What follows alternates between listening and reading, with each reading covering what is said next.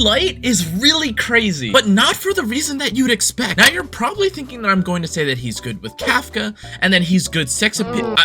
But no, combining break effect or just the bleed effect alone is already way too crazy. I mean, seriously, look at this. Many look at Luka as the beat 'em up king who's supposed to do big upfront damage. However, in actuality, the damage increase from his ultimate paired with the HP scaling of his bleed makes him work even without a dot applier. So dashing good looks, a decent supportive kit, and crazy bleed damage? Let's get into it. Playing Luka is easier said than done, but there's a few things to keep in mind. The first is what was previously mentioned about the physical weakness break effect. A max HP scaling dot being strong should surprise no one, and playing around Luka as the one to break because of it is key. This also ties in well with the second way of playing Luka properly, which is timing his ultimate with his skill to maximize damage, bleed, and overall burst. Additionally, if it weren't clear based off of the skill description, his damage increase also makes you do more damage. Thank you, Captain Obvious. Now, something to also take into consideration is the timing of your basic skill, since it transforms when you have 2 stacks of fighting will. You gain fighting will upon using your ultimate, using your skill, your basic skill, etc.,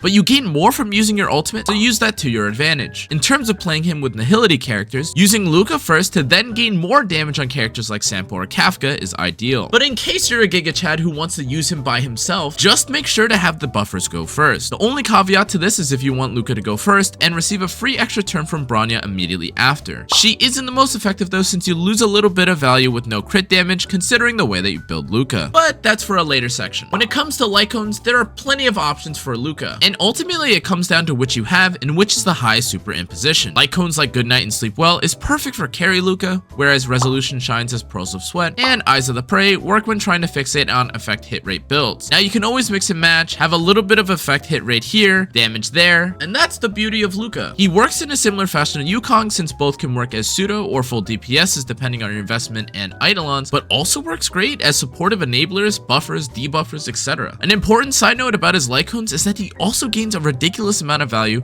from not needing any specific 5-star light cones to work. Though most characters don't, a number of Honkai Star Rails cast gain insane value when they have access to an expensive banner light cone. And though Welt, Kafka, and to an extent, Silverwolf's light cones all provide higher base stat and absurd passives, none are necessary to demonstrate Luka's full potential. That itself is invaluable. Luka's relics are pretty straightforward despite being one of the more unique cast members in Honkai Star Rail. To begin building him, look no further than the great synergy he has with the Champion of Streetwise boxing set. Luka may be attack, effect hit rate, and break effect focused, but this set simply provides too much value for him. Alternatives like the Musketeer and Thief of Shooting Meteor sets are great for those who either haven't farmed the physical set or want to try something new. As always though, use what you have the best of. For planar sets, there's a decent argument to be made in favor of the Pan-Galactic Commercial Enterprise set, but this is assuming you're able to run 100% effect hit rate as opposed to the simple 120 speed and 24% attack that you would gain with the Space Sealing Station. Debating between the two of these is pointless since your relic substats determine the viability of each set, and to begin with, the Pan-Galactic Planar set just isn't very common to farm for. That being said, there is still very good value from gathering either set. Farm responsibly, my friends. If we move along to the main stat and subset priority for Luka,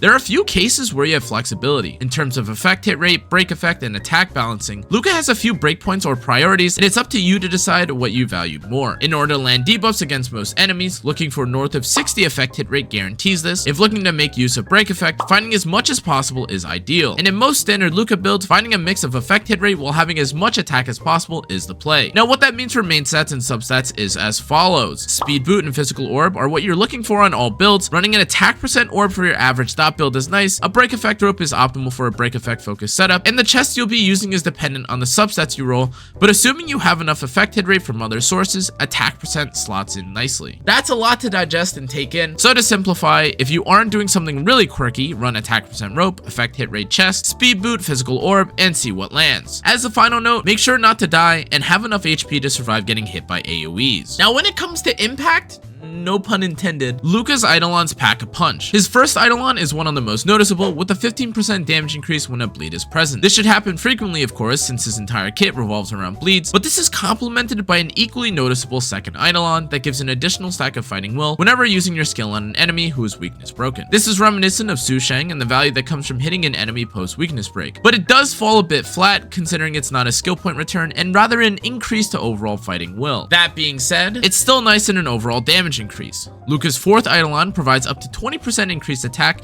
and is also huge value when considering his attack scaling. But all of these Eidolons are packaged together perfectly when you add his E6. The increase provided by this Eidolon is actually much higher than you'd expect, and in all honesty, it's not ignorable, especially when you pair it with the rest of his Eidolons. You can find upwards of 3 or even 4 hits when it comes to the scaling, so the damage is nothing to scoff at. He is also a 4-star, so keep that in mind when considering how relevant these Eidolons are. But even if you don't have them, Luka does a surprising amount for himself and for his team. Prioritizing traces on a supportive yet potentially main DPS is tough. You can always argue that upgrading the utility skill is most important, and maybe the only necessary trace barring stat increases. But then when you consider the possibility of a character also being able to deal significant damage, this changes. As a pure damage buffer who can occasionally apply a bleed, look no further than upgrading Luka's ultimate followed by kinetic overload and cycle breaking. Given that his other upgrades do not involve any team utility, this is the end of the road should you only care about helping the team. However, if using him as a Kafka-esque hyper carry, sorry, but you're gonna have to max it all. Focusing on ultimate, skills, talent, then basic